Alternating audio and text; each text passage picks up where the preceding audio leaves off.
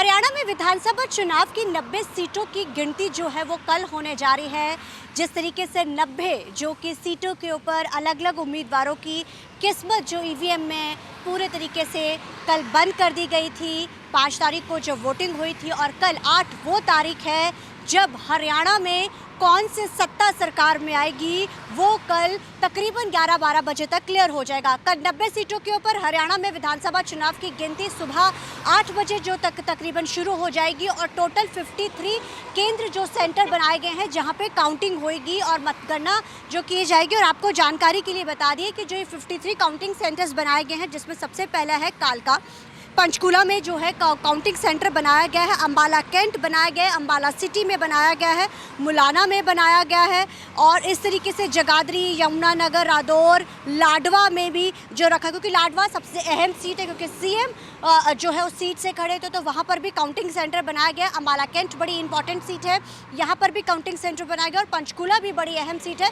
वहाँ पर भी काउंटिंग सेंटर बनाया गया। इस बार जो अहम बात इस तरीके से भी नज़र आती है क्योंकि इस बार जहाँ बहुत सारे जो है इस बार निर्दलीय चुनाव में खड़े हुए थे, वहीं अगर बात की जाए जिस तरीके से टिकटों का बंटवारा हुआ था उसके बाद कई जो लोगों ने पार्टी को छोड़ के अलग अलग उम्मीदवार निर्दलीय के तौर में इस बार चुनाव में खड़े हुए थे। अब ऐसे में कल 90 सीटों के ऊपर चुनाव के नतीजे आने हैं। हालांकि हर पार्टी दावा ज़रूर कर रही है क्योंकि कांग्रेस वर्सेस भाजपा कहा जा रहा है, वैसे में दावा किया जा रहा है। नायब सैनी की तरफ से बीते दिन यानी कि कल जो एक प्रेस कॉन्फ्रेंस की गई, उन्होंने बड़ा दावा ठोका। उन्होंने कहा हम सरकार बनाने जा रहे हैं। उन्होंने नारा तक दिया भाजपा की बनेगी सरकार और कांग्रेस लगाएगी ईवीएम पे आरोप। इस तरीके की भी उन्होंने जो चीज़ें कही। हालांकि इसको लेके भूपेंद्र सिंह हुड्डा के जो बेटे हैं दीपेंद्र हुड्डा की तरफ से ट्विटर के ऊपर ही बयान जो दिया गया कि आखिर कल पूरे तरीके से साफ हो जाएगा कि इस बार हरियाणा के लोगों ने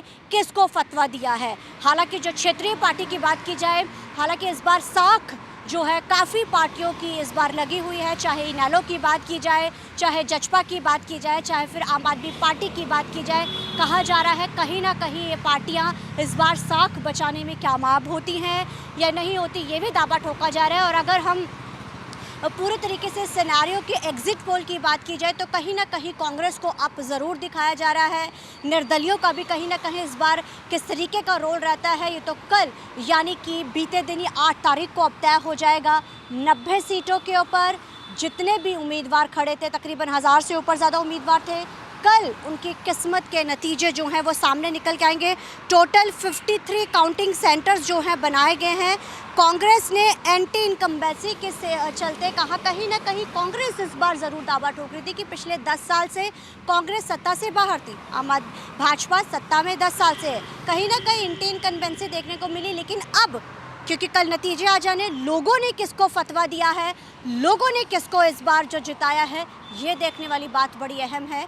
कल यानी बीते दिन 8 तारीख को अब कल जो है नतीजे घोषित कर दिए जाएंगे। देखना बड़ा अहम रहेगा कि आखिर किस तरीके के नतीजे आते हैं। और अगर बात की जाए काउंटिंग सेंटर्स की तो 53 जहां काउंटिंग सेंटर्स बनाए गए हैं वहां पे फोर्सेस भी तैनात कर दी गई हैं, किसी तरीके का कोई हंगामा ना हो, इसको देखते हुए चीज़ें की गई। हालांकि जिस दिन चुनाव के जो वोटिंग हुई थी उस दिन भी कोई खास झड़प नहीं सामने नज़र आई थी और काफ़ी 67% के करीब जो इस बार पूरे तरीके से जो वोटिंग की गई थी। अब नतीजे किस तरीके के आते हैं वो 8 अक्टूबर को कल हरियाणा की जनता ने किसको सत्ता में लेकर आना है वो कल तय हो जाएगा। क्योंकि मतगणना जो कल चुनाव के नतीजे आने हैं, कल काउंटिंग होनी है, सुबह ही 8 बजे काउंटिंग होनी शुरू हो जाएगी।